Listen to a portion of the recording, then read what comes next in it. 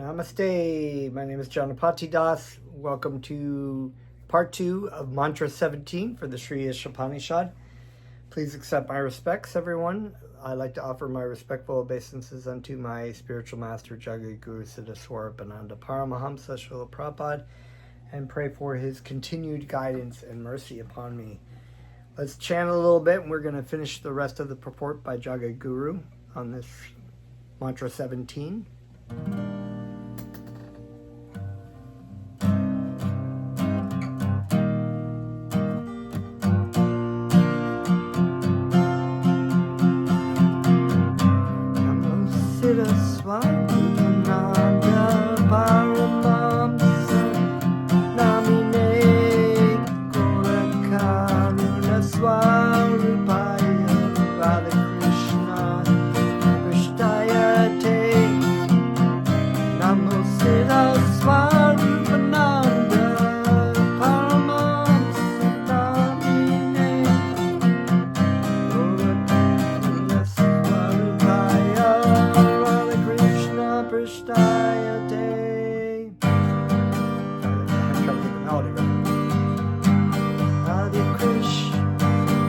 Shri Krishna Chaitanya Prabhu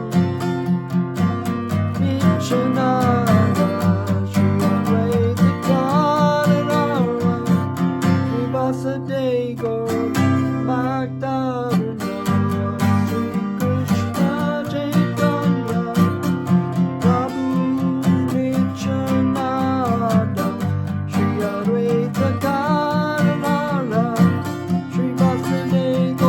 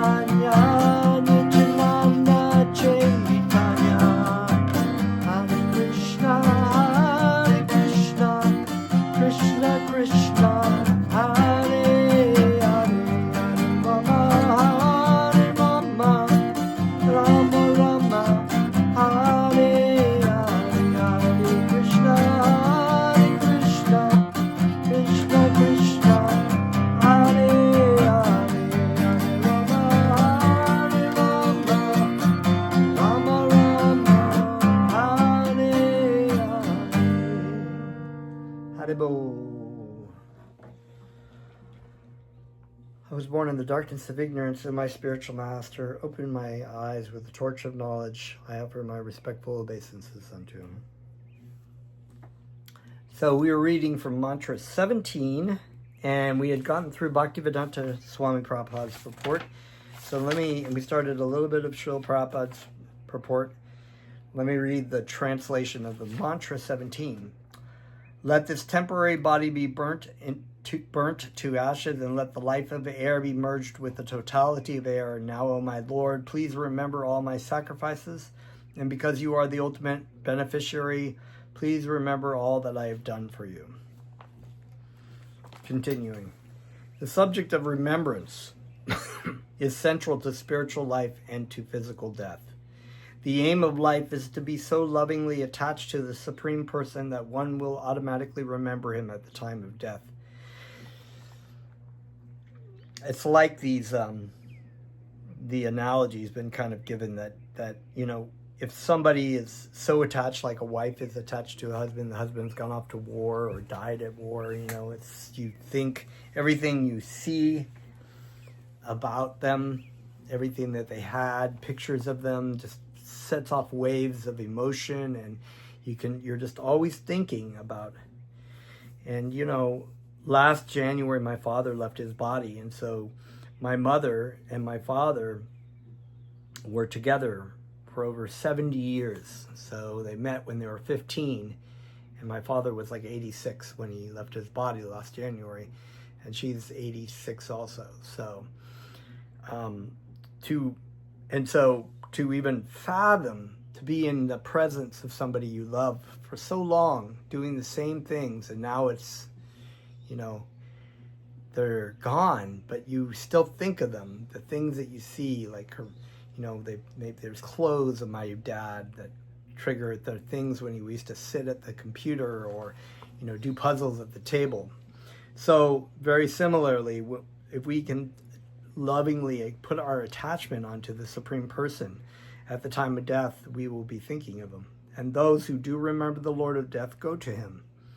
This is the Lord's promise. Engage your mind always in thinking of me, offer obeisances and worship me, being completely absorbed in me, surely you will come to me. Bhagavad Gita, chapter 9, verse 34. Whoever at the time of death quits his body remembering me alone at once attains my nature. Of this there is no doubt. Bhagavad Gita, chapter 8, verse 5. Yet even if, for some reason or other, the devotee cannot remember the Lord of death, still the Supreme Lord remembers his devotee. And that is the meaning of love, You're thinking, that's why it says that the Lord is my heart and the devotee is his heart. And the Lord says, I am the devotee's heart and he is my heart. Always thinking of each other.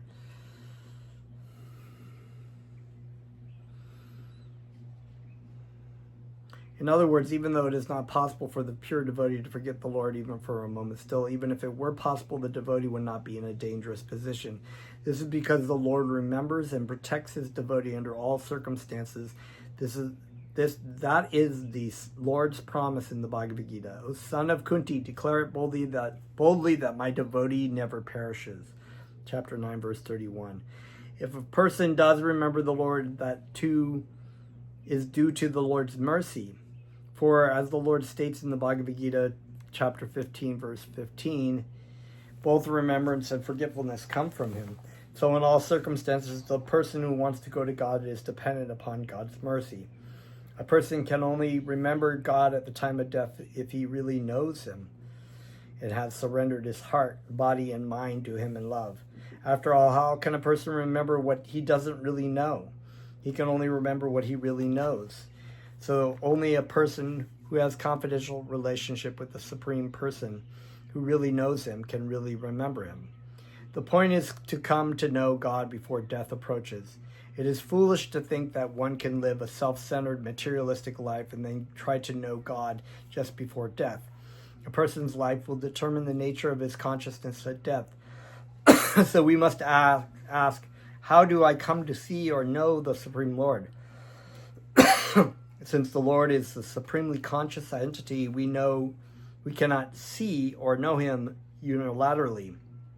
In other words, we can see him if he kindly allows us to see him. We can know him if he allows us to know him. The 15th and 16th mantras express the desire to see the Lord's beautiful form, the devotee's desire to see the Lord. But the 17th mantra expresses a desire to be seen by the Lord. Excuse me. It is more important to be seen by the Lord than to see the Lord. Indeed, it is impossible to really see the Lord in all his transcendental glory unless one is seen by him. In this world, it is easy to see great men. For example, the President of the United States often appears on television. However, it is very rare to be seen by the great men in the world. If a person receives a personal letter or invitation from the U.S. President, then he feels extremely privileged. So it is with being seen by the Supreme Person. Of course, the Supreme Person sees everyone constantly. So the phrase seen by the Supreme Person refers to having gained the glory. Excuse me, I'm going to get some water. Hold that thought. Commercial break.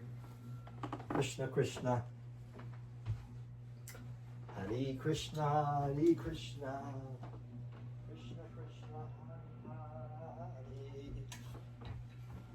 Hare Rama, Hare Rama. Okay. Make these videos are a little bit realistic.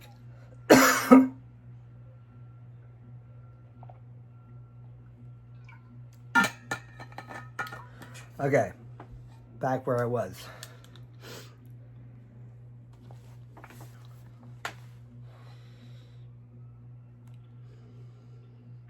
So it is with being seen by the Supreme Person. Of course, the Supreme Person sees everyone constantly. So the phrase seen by the Supreme Person refers to having gained the Lord's personal attention and recognition, or more accurately, with having gained his pleasure. The Lord is attracted to a person who is interested only in satisfying or pleasing him. This is natural, since the Lord is the supreme enjoyer, and his natural function is to enjoy the loving service of his parts and parcels, the spirit souls.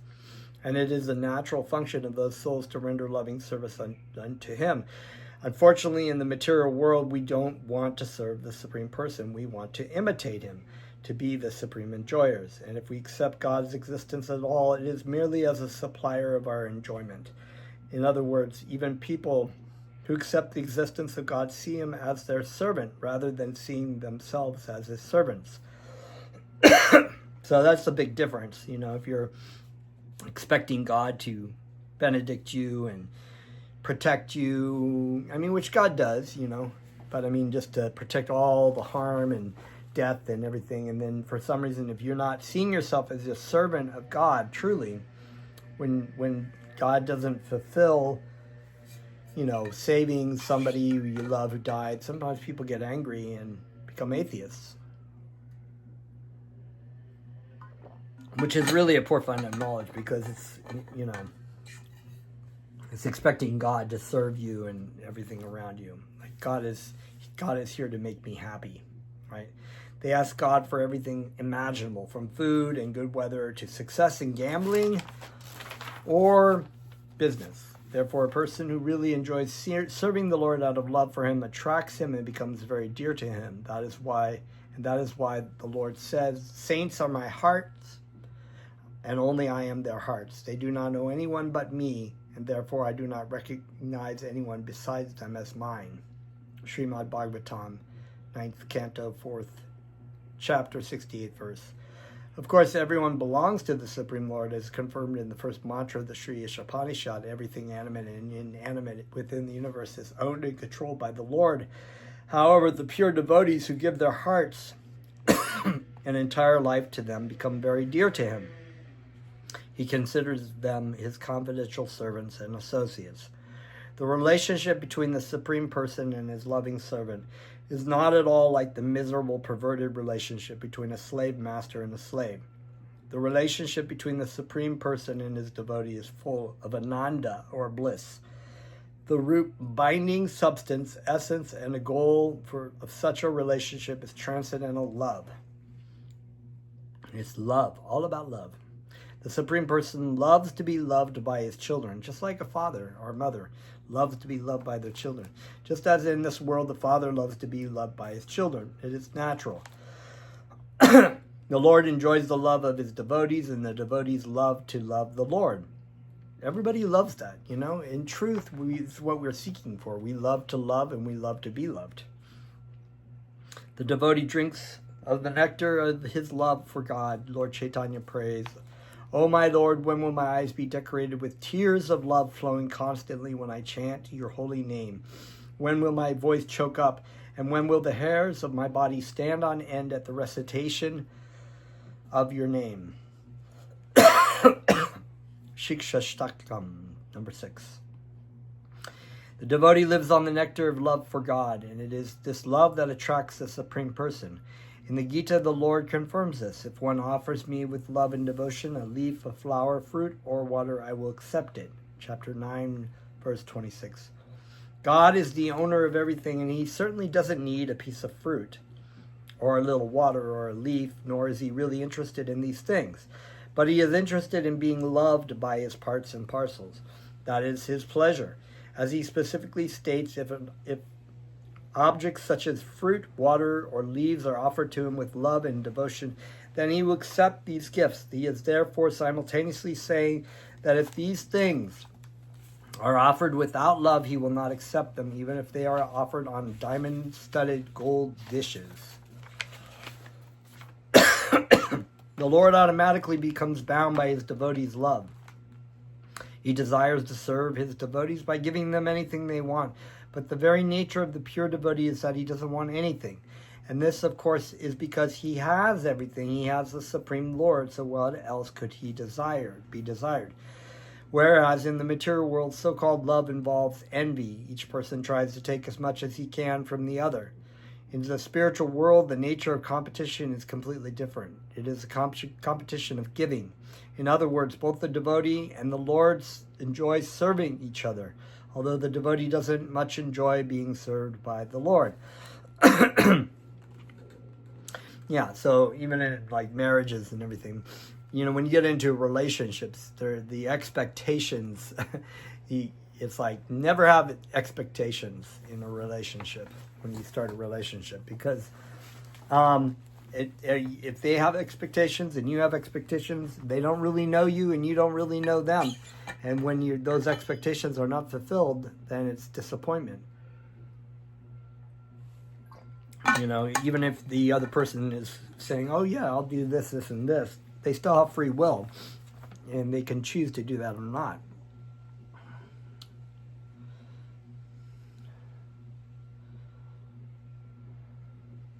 The 17th mantra of the Shri Ishopanishad offers a glimpse of the bhakti yogi's attitude towards his material body at the time of death. A bhakti yogi is not at all attached to the lump of matter known as the body.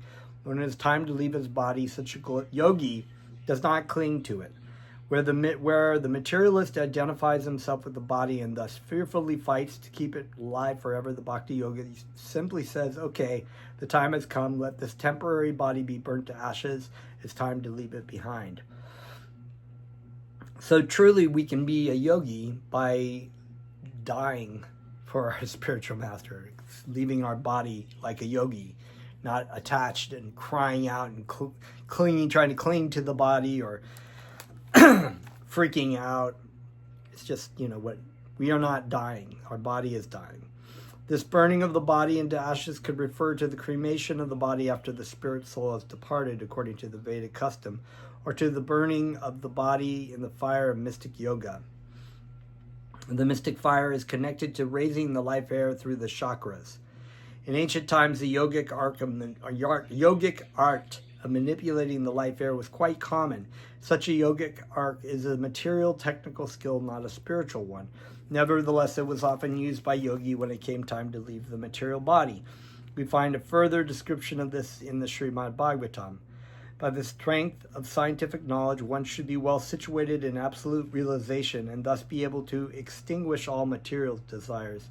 One should then give up the material body by blocking the air hole through which the stool is evacuated with the heel of one's foot, and by lifting the life air from one place to another in 6 primary places. So that was lifting the life air through your chakras and out through the crown chakra. The meditative yogi should slowly push up the life air from the navel to the heart, from there to the chest, and from there to the root of the palate. He should search out the proper places with intelligence. Thereafter, the bhakti yogi should push the life air up between the eyebrows and then blocking the 7 outlets of the life air, he should maintain his aim for going back home, back to Godhead. If he is completely free from all desires for material enjoyment, he should then reach the cerebral hole and give up his material connections, having gone to the Supreme. I'm not sure what scripture that's from, but it says 2 second something canto, maybe 2nd chapter 19 through 22. A careful reading of these verses makes it clear that the technical ability to raise the life air is not nearly as important as being free from material desires.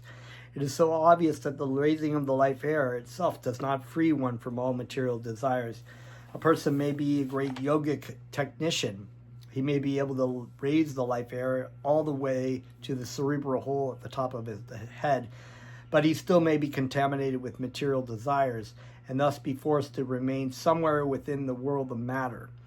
Therefore, it is more important to spend one's time and energy developing one's love for God than to spend it trying to perfect one's technical ability to raise the life air, which is not a practice really recommended in this age of Kali, because not so many people can do that. Indeed, in this age of Kali Yuga, the age of quarrel, chaos, and confusion, not only is it unnecessary and extremely difficult to properly learn and practice the art of controlling the life air, it may be dangerous.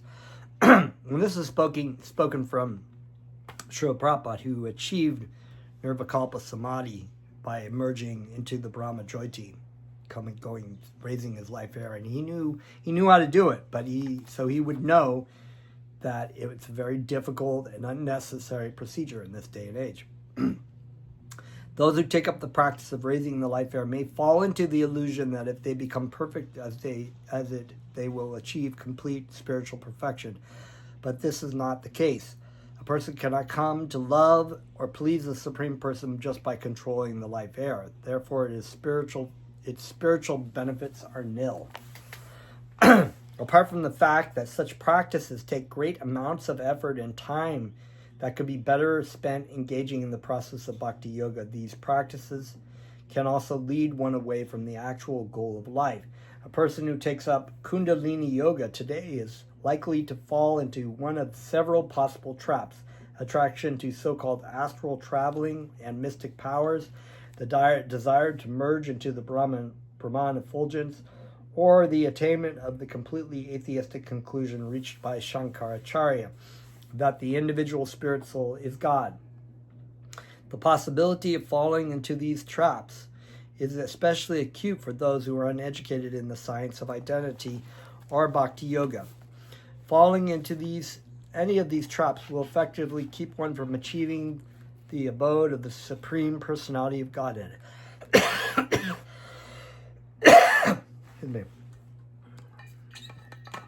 For the devotee, raising the life air is actually a minor issue. Although he may be able to manipulate the life air, he doesn't confuse it with his spiritual life. Spiritual life means the loving service or remembrance of the Supreme Person. The devotee may manipulate the life air as a practical way to maintain his physical health, but even as he engages in such practices, his mind is fixed upon the name, form, and pastimes of the Supreme Person. It is this meditation upon the Supreme Person that is spiritual, not the manipulation of the life air.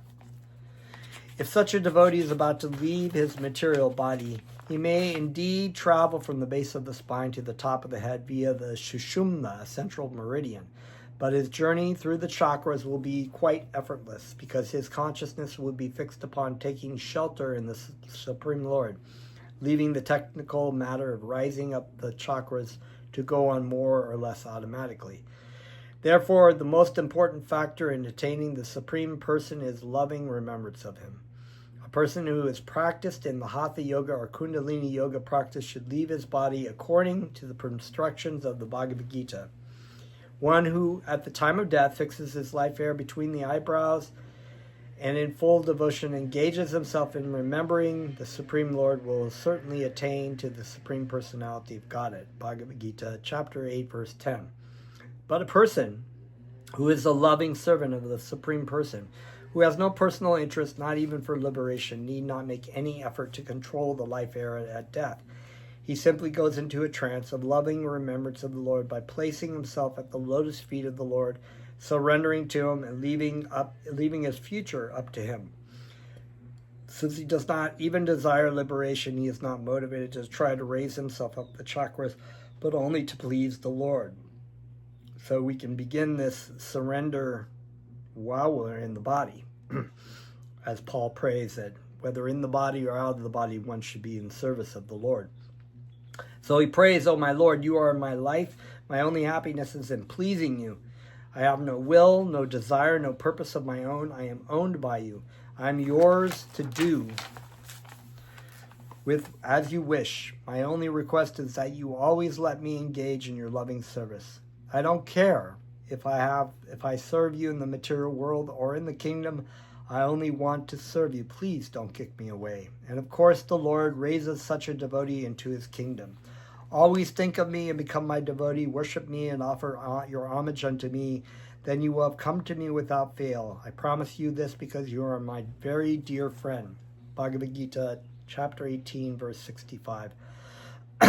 Sometimes the sound Om or Om is considered the sound vibration of the impersonal feature of the Lord, the Brahmajyoti. However, Mantra 17 makes it clear that Om or Omkara is not impersonal, but it is in fact the sound representation of the Supreme Personality of Godhead. So a kind of popular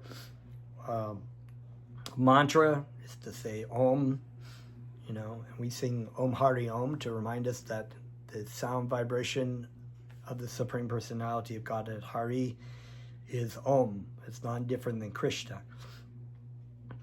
But there is, a lot of people who chant it kind of like, this the universal vibration.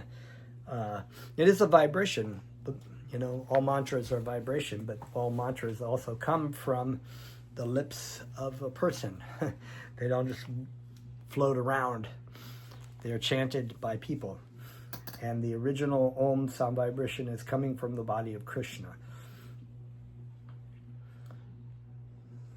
In this prayer, Om is described as the enjoyer of all sacrifices, the supreme enjoyer. An impersonal force is not an enjoyer, only a person is. The absolute truth, Om, is the supreme enjoyer. And in this mantra, the devotee is asking the supreme enjoyer to remember the sacrifices he has made to him. The Shri Ishopanishad also refers to Om as a supreme beneficiary, which is another personal attribute. Therefore, Om is a sound representation of the Supreme Personality of Godhead. The impersonalists, being envious of the Supreme Person, generally are afraid to hear and chant the Lord's countless names such as Govinda, Gopala, Krishna, Allah, and so on. They prefer to chant Om because the sound seems more impersonal to them. But what the impersonalists don't know is that Om is a sound representation of the Supreme Person. Lord Chaitanya, speaking to the congregation of Mayavadi impersonalists of the Shankara school of the 15th century, said, "The Vedic sound vibration, Omkara, the principal word in the Vedic literatures, is the basis of all Vedic vibrations. Therefore, one should accept Omkara as a sound representation of the Supreme Personality of Godhead and the reservoir of the cosmic manifestation." Chaitanya Charitamrita, Adi Leela, 7th chapter, 128th verse. The Supreme Person also confirmed this when he spoke to Arjuna. After being situated in the yoga practice and vibrating the sacred syllable Om, the supreme combination of letters, if one thinks of the Supreme Personality of Godhead and quits his body, he will certainly reach the spiritual planets. Bhagavad Gita, chapter 8, verse 13. The Srila Bhaktivedanta Swami comments as follows in this connection. If one understands that Omkara is a sound representation of the Supreme Personality of Godhead, whether he chants Omkara or the Hare Krishna mantra, the result is certainly the same. In his Bhagavat Sandarbha, Srila Jiva Goswami says that in the Vedic literature, Omkara is considered to be the sound vibration of the holy name of the Supreme Person. In the Bhagavad Gita, the Supreme Person declares, I am the syllable Om in all the Vedic mantras. Bhagavad Gita, chapter 10, verse 25. For this reason, Omkara has been described by the great Sridhara Swami as Tarankula, the seed of deliverance from the material world. The Goswamis, who are confidential associates of Lord Chaitanya, have concluded that Omkara is a complete representation of the Supreme Personality of Godhead. Srila Bhakti Vedanta Swami describes the Goswami's analysis as follows.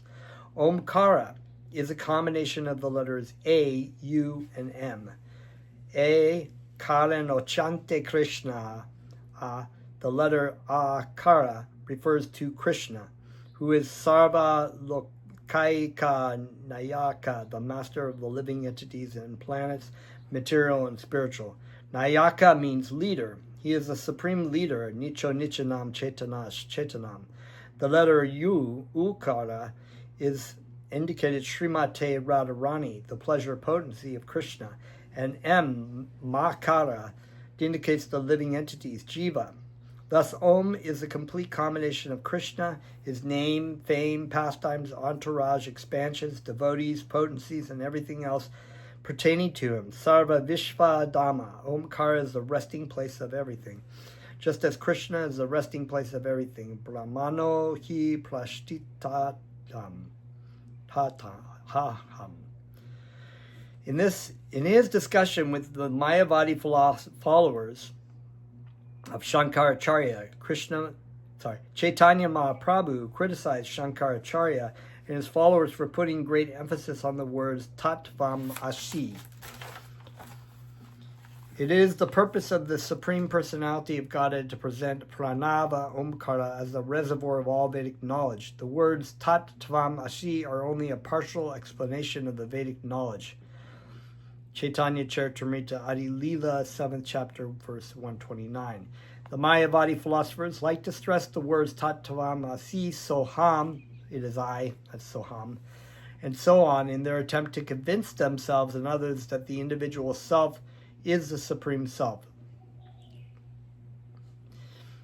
So, that the individual spirit soul is God. But Chaitanya criticizes Shankara for stressing these minor words instead of the principle or Maha Mantra Om.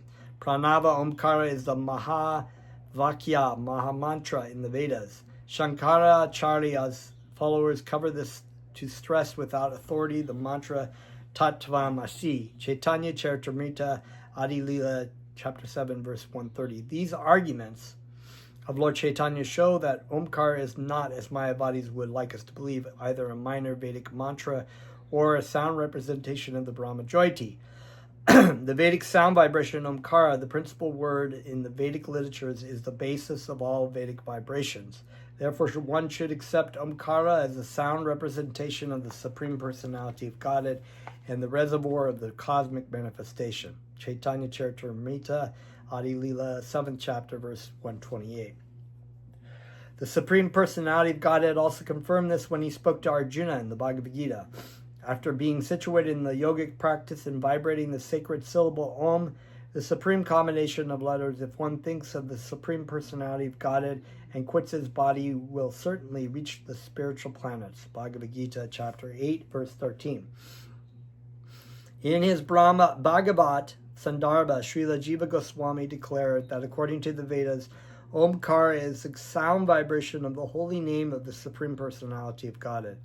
The great Srila Bhakti Vedanta Swami has said that sometimes Omkara is called the deliverer, Tara, and that the Srimad Bhagavatam itself begins with the Omkara vibration, Om Namo Bhagavate Vasudevaya. So when I say that prayer, that's the first line of the Srimad Bhagavatam. Srila Bhaktivedanta Swami notes that the great Sridhara Swami considers Omkara as Tarun Kula, which means the seed of deliverance from the material world. In the Bhagavad Gita, the Supreme Personality of Godhead, Shri Krishna declares, Pranava Sarva Vedeshu, I am the syllable Om in the Vedic mantras. Bhagavad Gita, chapter 10, verse 25. So that's Krishna stating to Arjuna in the Bhagavad Gita that he is the syllable Om.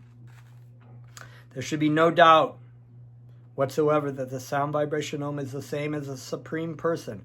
Some devotees of the Supreme Person are a little reluctant to chant Om because they associate it with the Mayavadi impersonalist philosophy. And it's unfortunate because it's become this way because impersonalists have spread it around as an impersonal sound, representing the universal sound or whatever.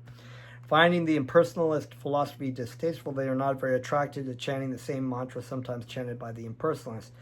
This is especially true of those devotees who once were impersonalists and used to chant Om. However, as the real position and meaning of the holy name Om reveals itself, the residue of reluctance to chant it disappears. So we often actually chant Om Hari Om, like I said, so that reminds us that Krishna is the sound, Om is the sound vibration of Lord Hari. And that is a very long, but the end of mantra 17, purport by Jagadguru, and we will continue with the very last verse. We're almost at the end, and we will read these next time and move on to the Srimad Bhagavatam for another class and continue, of course, through Bhagavad Gita readings as well. All right. Thank you very much. Namaste.